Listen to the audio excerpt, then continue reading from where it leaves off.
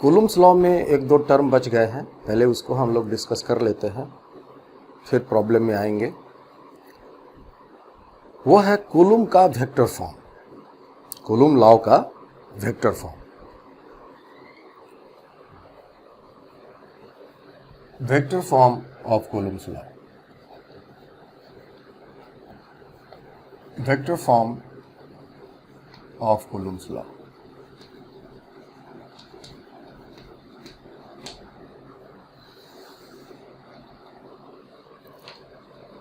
Actually में हम लोगों ने कूलम्ब्स लॉ जो पढ़े थे उसमें हमने क्या किया था कि जो चार्जेस के साइन है, प्लस या माइनस जो भी उसके साइन है, एक्चुअली उसी से हमें फोर्स की डायरेक्शन डिसाइड होती थी। तो साइन का इस्तेमाल करके हम फिगर में डायरेक्शन रिप्रेजेंट कर दिए थे और अलग से उस कूलम्ब के एक स्टेटमेंट को इस्तेमाल करके हमने चार्जेस के बीच फोर्स का मैग्नीट्यूड अलग से निकाला। तो डायरेक्शन पड़ा हुआ है फिगर में और मैग्नीट्यूड हम अलग से निकाले हैं। अब हम चाहते हैं कंबाइन करें, एक ऐसा हम फोर्स को रिप्रेजेंट करें कि उसकी मैग्नीट्यूड और उसकी डायरेक्शन वो एक साथ रिप्रेजेंटेड हो, और इसी को हम बोलेंगे कूलम्ब का वेक्टर फॉर्म।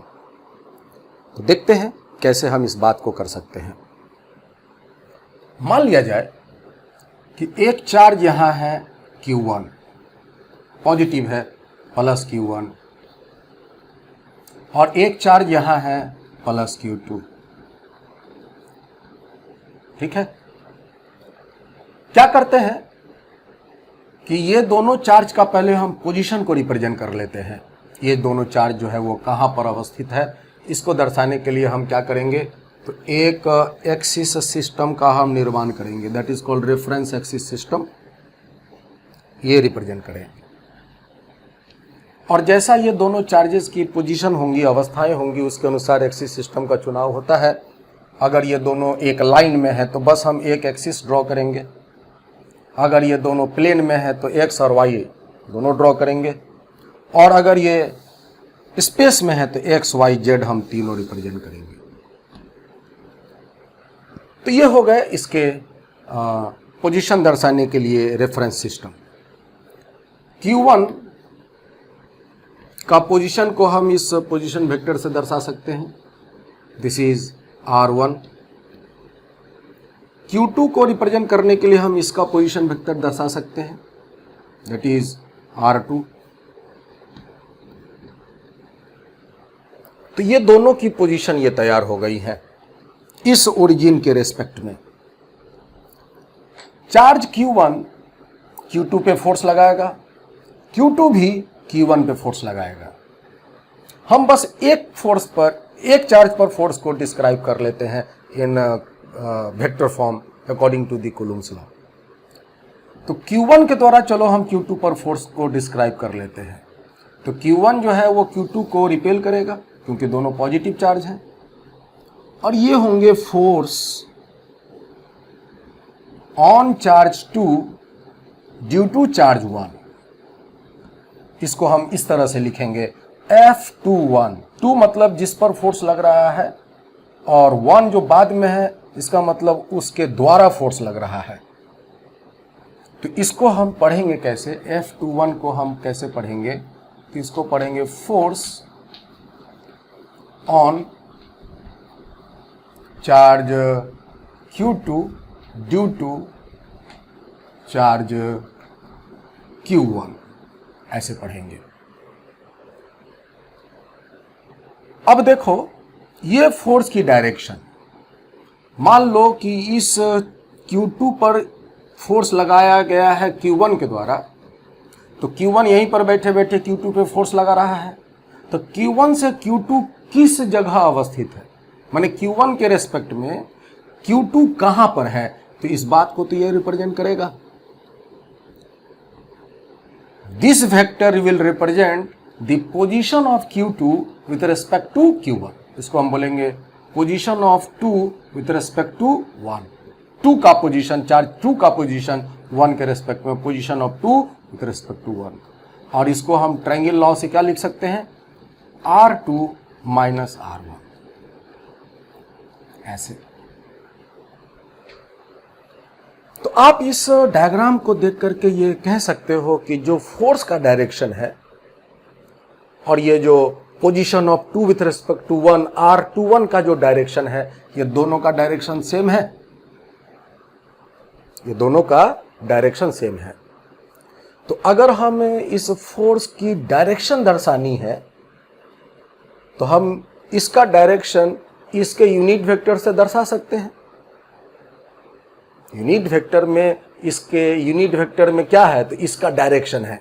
अगर किसी वेक्टर क्वांटिटी को डायरेक्शन देना है, किसी का भी डायरेक्शन देना है, तो हम उसमें क्या करते हैं, यूनिट वेक्टर से गुना कर देते हैं। अगर मान लो कोई फोर्स है, उसमें हमें x डायरेक्शन देना है, तो x डायरेक्शन के यूनिट वेक्टर से हम फोर्स में गुना कर देते हैं। और x डायरेक्शन के यूनिट वेक्टर क्या है, i, तो हम फोर्स में i गुना कर देंगे तो उस फोर्स में x डायरेक्शन मिल जाएगा। इसी तरह अगर ये फोर्स में हमको डायरेक्शन इसका देना है तो इसका यूनिट वेक्टर से हम इसमें गुना कर देंगे। तो पहले हम इसका मैग्नीट्यूड लिख देते हैं। F21 का मैग्नीट्यूड क्या होगा बोलो, 1/4 पाई एप्सिलॉन नॉट। मान लेते हैं ये दोनों हवा में है तो एप्सिलॉन r का मान 1 हो गया। Q1 Q2 डिवाइडेड बाई इस दोनों चार्ज के बीच की दूरी हो गया r21 का मैग्नीट्यूड का स्क्वायर। ये तो हो गया उसका मैग्नीट्यूड। और हमें इस फोर्स में डायरेक्शन दे देंगे तो वेक्टर फॉर्म आ जाएगा। और इसका डायरेक्शन सेम है तो इसका डायरेक्शन क्या होगा, तो इसका डायरेक्शन हो जाएगा r21 का यूनिट वेक्टर। r21 क्या है, तो r21 है cap, that is unit vector, जो डायरेक्शन रिप्रेजेंट करेगा। और हम एक यूनिट वेक्टर को कैसे रिप्रेजेंट कर सकते हैं, तो वो वेक्टर डिवाइडेड बाय उस वेक्टर का मैग्नीट्यूड, ऐसे भी दर्शा सकते हैं। तो एक तो ये फॉर्म हो गया, वेक्टर फॉर्म हो गया according to the Coulomb's law. और दूसरा हम इसी को ऐसे भी लिख सकते हैं, इस r21 कैप को हम इस तरह भी लिख सकते हैं। और जब हम यहां लिखेंगे तो ये वाला टर्म ऊपर आ जाएगा और ये जो मैग्नीट्यूड है r21 का, जो ये मैग्नीट्यूड है वो नीचे आकर के मल्टीप्लाई हो जाएगा और मान आ जाएगा 1/4 pi epsilon not Q1 Q2 divided by magnitude of 2 with respect to 1 is whole cube into r21 का vector form. So this is the another form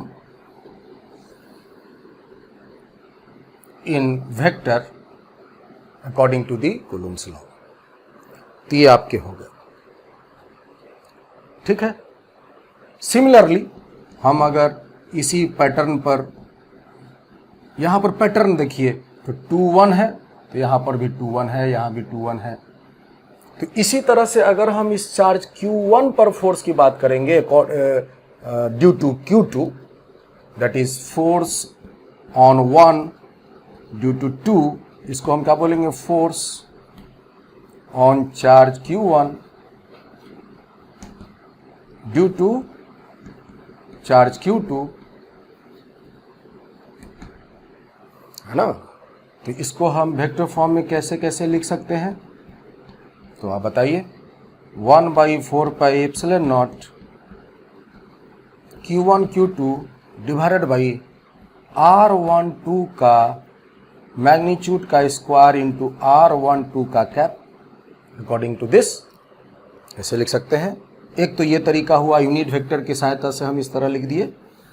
और दूसरा हम लिख सकते हैं F12 वेक्टर फॉर्म में 1/4 pi epsilon not Q1 Q2 divided by r12 का magnitude का क्यूब, वेक्टर है, इनटू r12 वेक्टर। आप इस तरह से दर्शा सकते हैं। देखने में ये थोड़ा बल्कि लगता है, थोड़ा कॉम्प्लेक्स लगता है, इसीलिए हम लोग जनरली सवाल को अलग से डायरेक्शन और अलग से मैग्नीट्यूड को रिप्रेजेंट करते हैं। वैसे सवाल बनाना थोड़ा हम लोगों को आसान होता है।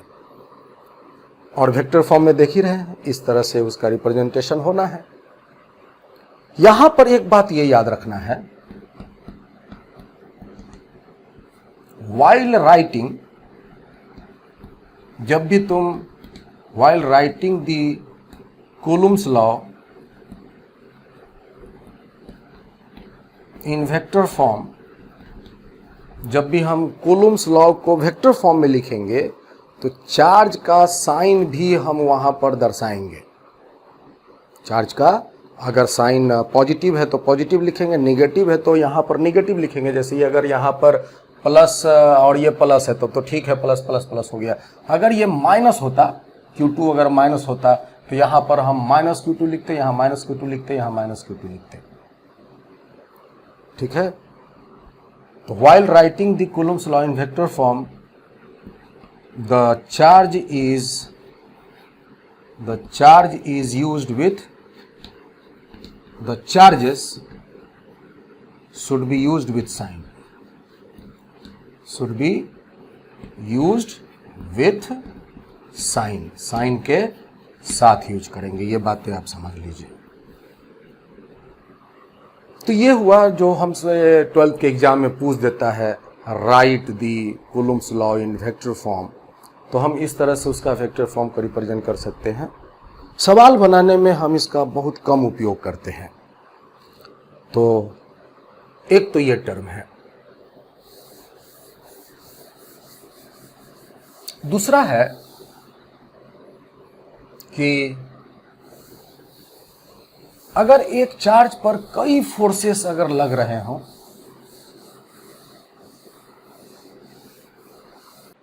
तो उसका रिजल्टेंट फोर्स कैसे कैलकुलेट करेंगे। टॉपिक है फोर्सेस बिटवीन मल्टीपल चार्जेस।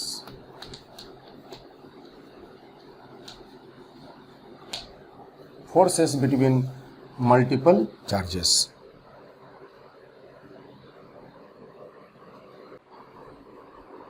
इस केस में हमें एक चार्ज का सिस्टम दे दिया जाता है जिसमें बहुत सारे चार्ज पार्टिकल इन्वॉल्व रहेंगे और उस सिस्टम में किसी एक पर्टिकुलर चार्ज पर हमें नेट फोर्स निकालना रहता है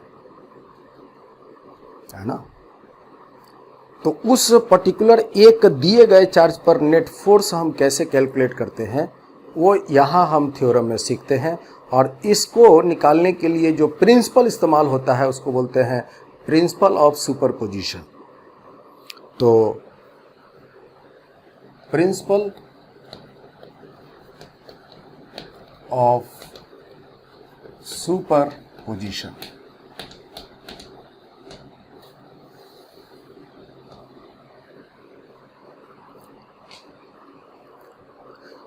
ये कहता है थ्योरम कि मान लो कि किसी सिस्टम में बहुत सारे चार्जेस हैं और उस सिस्टम में किसी एक पर्टिकुलर चार्ज पर आपको फोर्स निकालनी है। तो उस पर्टिकुलर चार्ज पर कौन कौन फोर्स लगाएगा?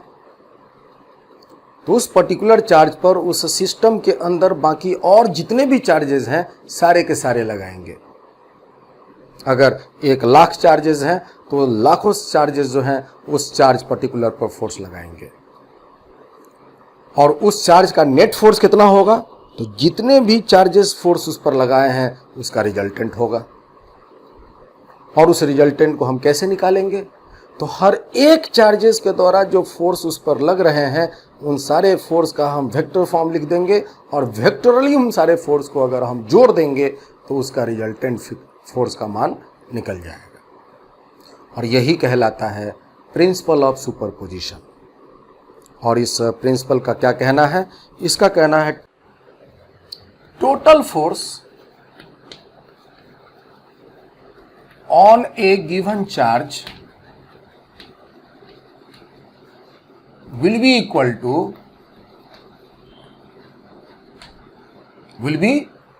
to the sum of the vector sum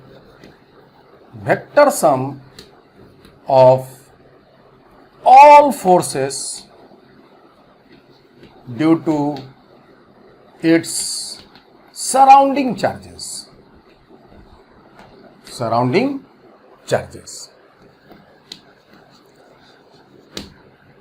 मतलब इसका ये हुआ कि जैसे मान लो यहाँ पर एक चार्ज है Q1, एक चार्ज यहाँ मान लो है Q2, एक चार्ज मान लो यहाँ है Q3, ये 3 चार्जेस हैं। सपोज करो सारे पॉजिटिव हैं, हमें उससे कोई दिक्कत नहीं है।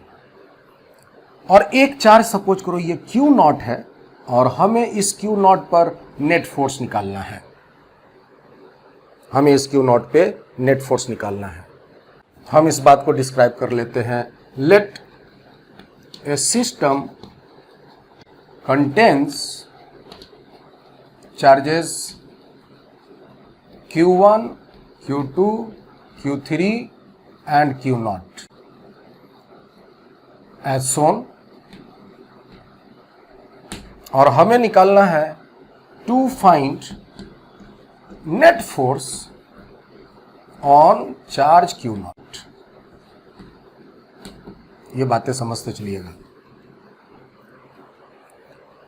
एक सिस्टम है चार्जेस का जिसमें 4 चार्जेस यहां पर दिख रहे हैं और एक पर्टिकुलर इस चार्ज पर हमको नेट फोर्स निकालना है। तो इस पर एक्चुअली में फोर्स लगाएगा कौन? तो इस पर फोर्स लगाने वाला इसके आसपास जितने चार्ज होंगे सारे के सारे होंगे। ये बातें समझ लीजिए। ये Q1 इसको इधर में फोर्स लगाएगा और हम इस फोर्स को रिप्रेजेंट, देखो यहाँ पर तो ये फोर्स की जो टेल है इससे तो पता चल रहा है कि ये फोर्स जो है वो Q0 पे लग रहा है और लगाने वाला कौन है तो Q1। तो हम इसको एक सिंपल फॉर्म में F1 से रिप्रेजेंट कर देते हैं। हालांकि अभी हमने वेक्टर फॉर्म में लिखे थे, F01 लिखना चाहिए था क्योंकि यहाँ पर 0 है और यहाँ 1 है तो 01 लिखना चाहिए था। लेकिन फोर्स के टेल से तो 0 पर फोर्स लग रहा है, Q0 पर लग रहा है तो स्पष्ट है लगाने वाला यहाँ है, तो हम इसको रिप्रेजेंट F1 से दर्शा दिए हैं शॉर्ट फॉर्म में। Q2 को, ये Q0 को Q2 फोर्स लगाएगा और इसको हम रिप्रेजेंट कर दिया F2 से। Q3 भी Q0 पर फोर्स लगाएगा, इसको हम दर्शा दिए हैं F3 वेक्टर फोर्स से। तो इस Q0 पर देखो तो कितने फोर्स लगेंगे? तो Q0 पर जो नेट फोर्स अगर बात करें, net force on Q0 charge, on charge Q0, ये बराबर क्या होगा? इस Q0 पर नेट फोर्स का मान क्या होगा? F1 vector plus F2 vector plus F3 vector, ये तीनों जो फोर्सेस हैं वेक्टर फॉर्म में सबको अगर हम जोड़ देंगे तो इस पर नेट फोर्स निकल जाएगा। इसको हम ऐसे भी दर्शा सकते हैं, F net on charge Q0। और इसको हम कैसे कैसे लिख सकते हैं? मान लो इसका पोजीशन है R1, इसका हो गया R2, इसका हो गया R3, तो इसको हम लिख सकते हैं 1/4 pi epsilon not Q1 into Q0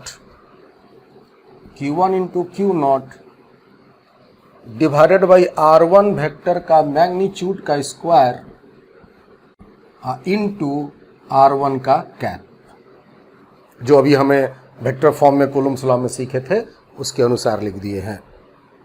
इसी तरह F2 का भी बोल सकते हैं 1/4 pi epsilon not Q2 into Q0 divided by R2 vector का मैग्नीट्यूड का स्क्वायर इंटू R2 कैप। और एक तीसरा भी आप लिख सकते हैं, ये वाला F3 क्या है? 4 pi epsilon not Q0 divided by R3 का मैग्नीट्यूड का स्क्वायर इंटू R3 का कैप। ये रिप्रेजेंटेशन है। इस तरह से हम इसको शॉर्ट में भी दर्शा सकते हैं, F नेट ऑन Q0। देखिए तो क्या क्या इसमें कॉमन होगा।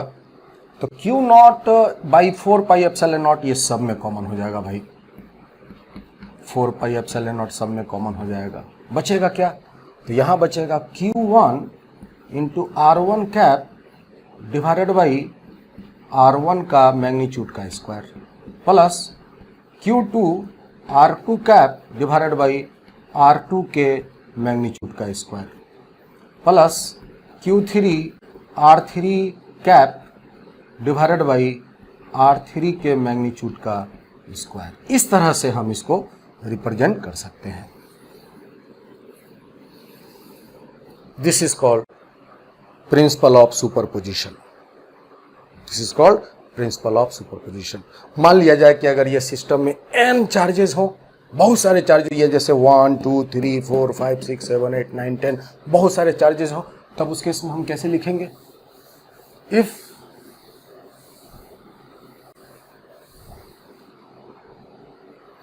if system contains n number of charges,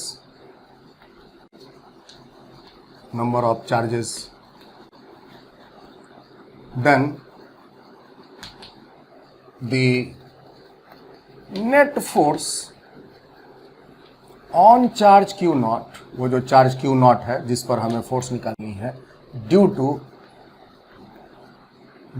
other n charges will be equal to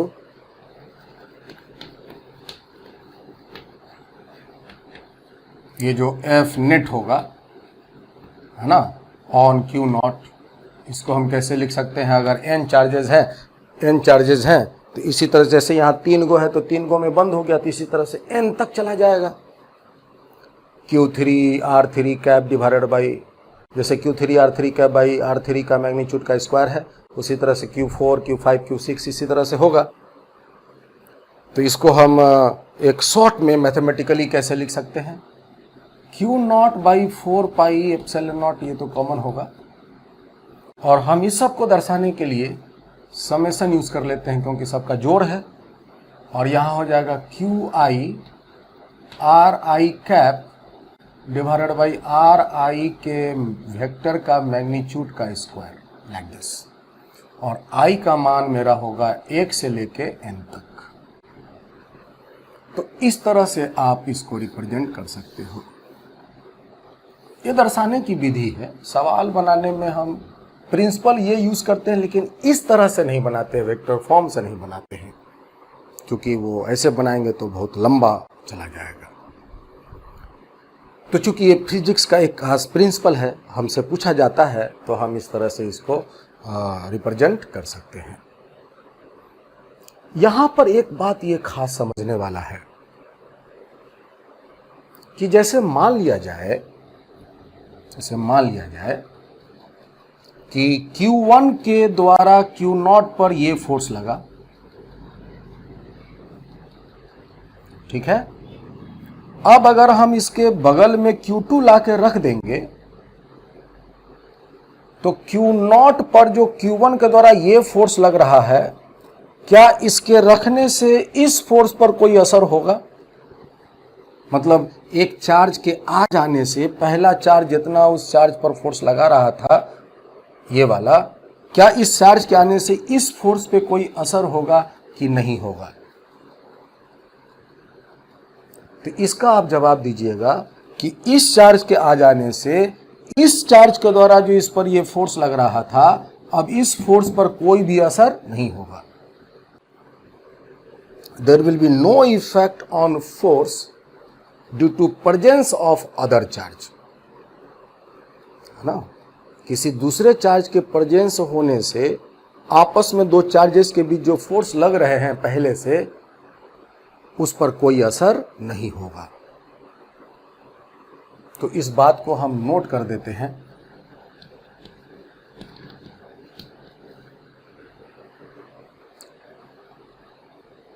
There will be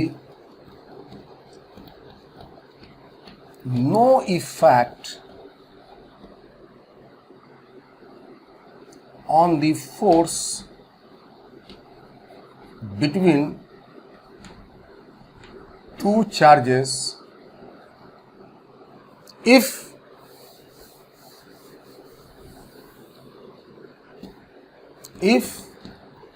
another charge is placed nearby it.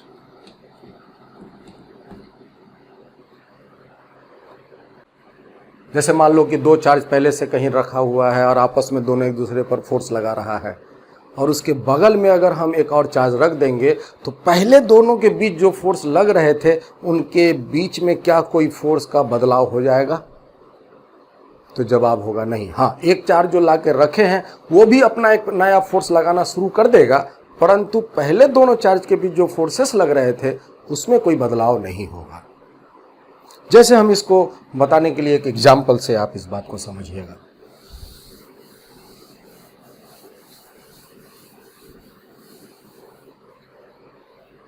A force F acts between charges Q and capital Q। दो charges हैं, एक है small q और एक है capital Q, और इन दोनों के बीच एक फोर्स लग रहा है F एट रेस्ट, और ये दोनों चार्जेस जो हैं वो रेस्ट में हैं। नाउ ए थर्ड चार्ज माइनस Q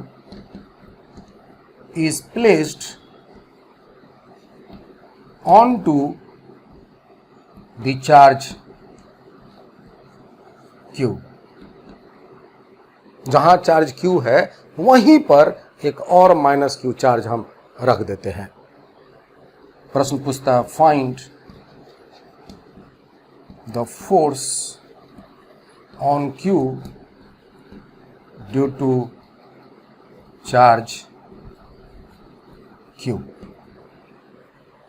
दूसरा,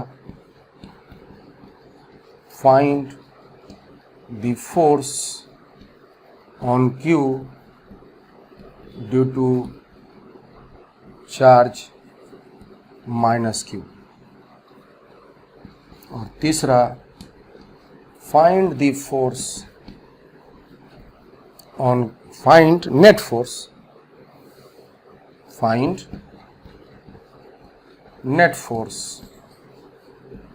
on charge capital Q। This is the question. बहुत ही सिंपल क्वेश्चन है, बस हम इस बात को समझना चाह रहे हैं कि एक पेयर ऑफ चार्जेस हैं या दो चार्जेस हैं, इन दोनों के बीच अगर कुछ फोर्स लग रहा है और उस प्रक्रिया में दोनों के बीच अपना फोर्स लग रहा है और इस क्रम में हम एक तीसरा चार्ज को ला के रख देंगे तो उन दोनों के बीच जो पहले फोर्स लग रहे थे क्या फोर्स में बदलाव हो जाएगा? तो हमने यहाँ पर ये बात लिखा है कि नहीं होगा। इसी बात को हम इस एग्जाम्पल से समझना चाह रहे हैं। देखिए, सपोज करो ये एक चार्ज स्मॉल Q है और एक यहाँ कैपिटल Q है, कुछ दूरी पर रखा हुआ, दूरी का सवाल में जिक्र नहीं है, और ये जो स्मॉल Q है इस कैपिटल Q पर एक फोर्स लगा रहा है। चलो मान लेते हैं दोनों पहले पॉजिटिव है, तो ये जो है इस पर एक फोर्स लगाएगा। ये हुआ force due to small Q on the charge capital Q। ये है फोर्स। न्यूटन के थर्ड लॉ से ये कैपिटल Q भी जो है वो स्मॉल Q पर एक फोर्स लगाएगा, तो अपना लगेगा। सवाल में कहता है कि अगर हम एक चार्ज माइनस Q को ला करके रख देते हैं, एक चार्ज माइनस Q ला करके हम इस पर एक और रख देते हैं, इसी के ऊपर में रख देते हैं, तो इसको इसके ऊपर में रख देने से क्या ये जो पहले इस पर फोर्स लगा रहा था ये फोर्स में बदलाव होगा कि नहीं होगा? That is the question. तो आपका जवाब होगा कि उस फोर्स में बदलाव नहीं होगा। ये अभी भी इसके रख देने के बावजूद भी ये चार्ज इस चार्ज पर एग्जैक्टली उतना ही फोर्स लगाएगा। That is important. आपके मन में आएगा कि भाई रख देंगे तो ये तो न्यूट्रल हो गया, तो अब कहां कोई फोर्स लगेगा? नेट फोर्स जीरो होगा, लेकिन इस चार्ज के द्वारा इस पर ये वाला फोर्स अभी भी लगेगा। तो आपका जवाब पहला जो क्वेश्चन पूछ रहा है कि force on Q due to charge Q तो इस Q के द्वारा इस पर वही फोर्स लगेगा जो पहले लग रहा था। Force on Q due to small q will be same, remain same.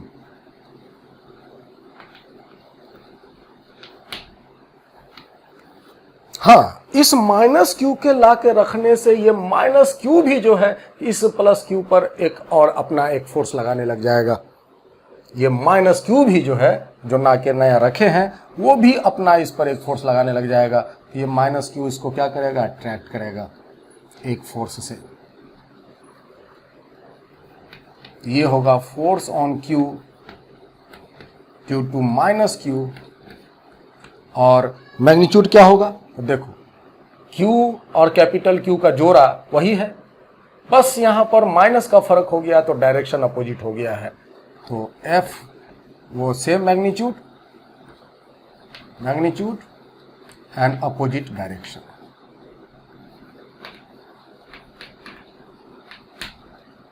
और अगर हमसे पूछा जाए नेट फोर्स कितना होगा, F नेट ऑन Q, तो अब इस कैपिटल Q पर जो नेट फोर्स लगेगा, ये दोनों का नेट फोर्स का मान 0 होगा। ठीक है, तो नेट फोर्स का मान 0 होने का कारण क्या है कि इस चार्ज पर दो इक्वल एंड अपोजिट फोर्सेस काम करने लग गए और इसीलिए नेट फोर्स का मान 0 हुआ, है ना। तो इस बात को तुम ऐसे भी बोल सकते हो कि यहाँ पर नेट चार्ज जो है वो 0 हो गया, इसीलिए इस पर नेट फोर्स 0 हो गया। तो इसके नेट फोर्स 0 होने के तुम्हारे पास दो थ्योरी हैं। इस चार्ज पर नेट फोर्स 0 होने के तुम दो थ्योरी बोल सकते हो और दोनों अपने आप में सही है। पहला थ्योरी क्या बोल सकते हो कि इस चार्ज पर दो गो इक्वल एंड अपोजिट फोर्स लगे, इसलिए इस पर नेट फोर्स 0 हुआ। और दूसरा थ्योरी हुआ कि इस चार्ज के बगल में नेट चार्ज का मान 0 है, इसलिए इस पर कोई नेट फोर्स नहीं लगा, इसका नेट चार्ज का मान 0 हो जाएगा, नेट चार्ज का मान इसका 0 हो जाएगा, इसलिए इस पर कोई फोर्स नहीं लगा। तो यहां से हमें एक चीज और सीखने को मिलता है, यहां से हमें एक चीज और सीखने को मिलता है।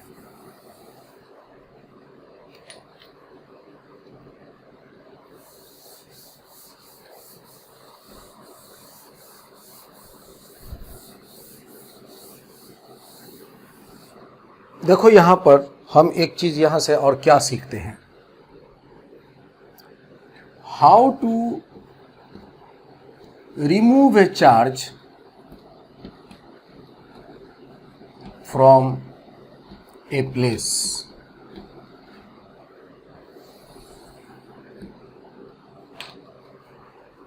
किसी भी एक जगह पर कोई चार्ज रखा हुआ है और हमें उसको वहां से रिमूव करना है। जैसे मान लो कि एक चार्ज यहां पर रखा हुआ है Q और हमको यहां से इसको हटाना है, तो इसको हटा दीजिए, ऐसे मिटा दीजिए, हट जाएगा, तो यहां कुछ भी नहीं बचेगा। दूसरा तरीका हम क्या करते हैं कि ये चार्ज को तुम छुओ तक नहीं,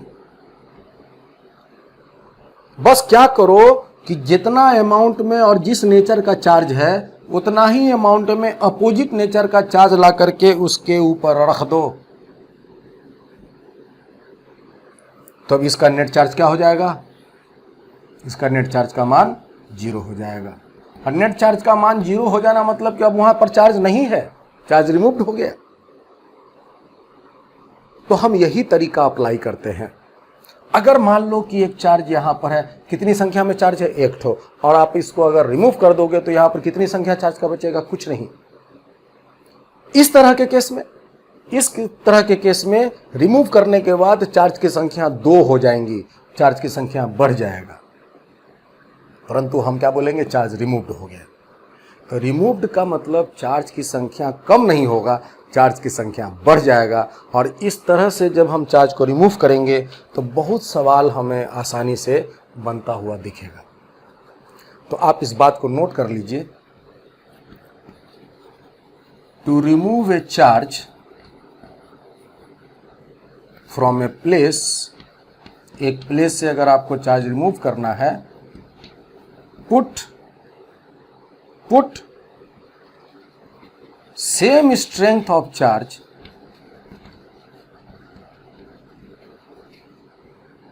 and its opposite nature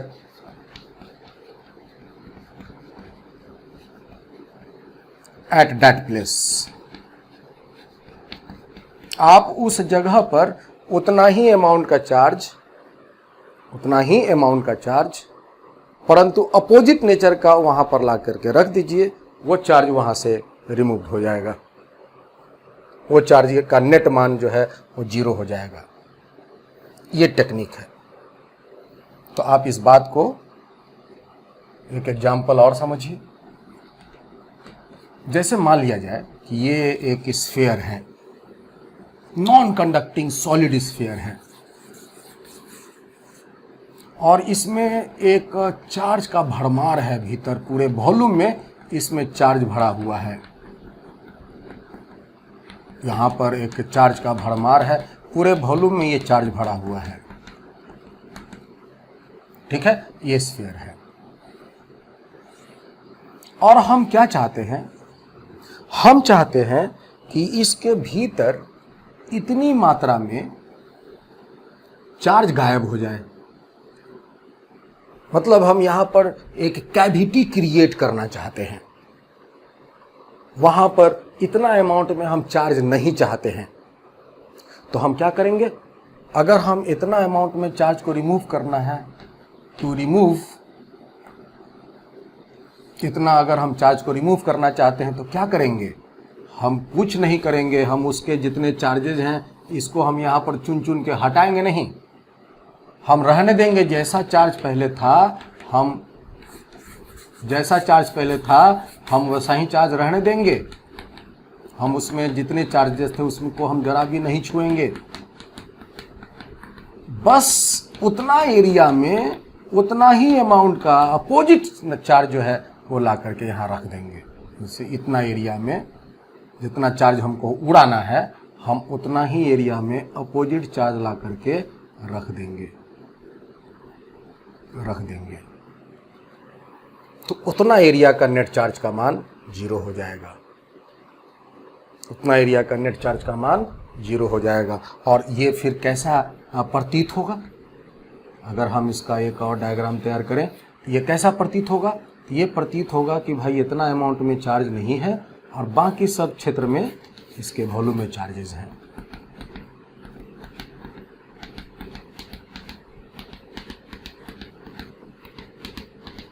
ये इस तरह से अपीयर होगा। तो कभी अगर आपको इस तरह से अपीयर हुआ कोई डायग्राम दे दिया जाए तो तुम इसको ऐसे समझ लेना। क्या समझ लेना? कि इसमें 2 स्फीयर हैं, एक पूरा पॉजिटिवली चार्ज्ड और एक इतना स्फीयर का नेगेटिवली चार्ज्ड 2 स्फीयर हैं। आप इस तरह से समझ लेना, तो आपको काम करने में आसानी होगी, जो टेक्निक हम आपको आगे चल के सिखाएंगे। तो ये हुआ टेक्निक है कैसे हम किसी एक खास जगह से चार्ज को रिमूव करते हैं। सिंपल तरीका है, जितना अमाउंट में और जहाँ से आपको चार्ज रिमूव करना है उतना ही अमाउंट का अपोजिट चार्ज उस जगह ला कर रख दीजिए, आपका चार्ज रिमूव हो जाएगा। तो ठीक है, तो ये था कूलम्ब्स के सेकेंड पार्ट, जिसको हम अब सवाल बनाने में उपयोग में लेंगे। तो आगे का टॉपिक प्रॉब्लम पर होगा। ठीक है, चलिए फिर।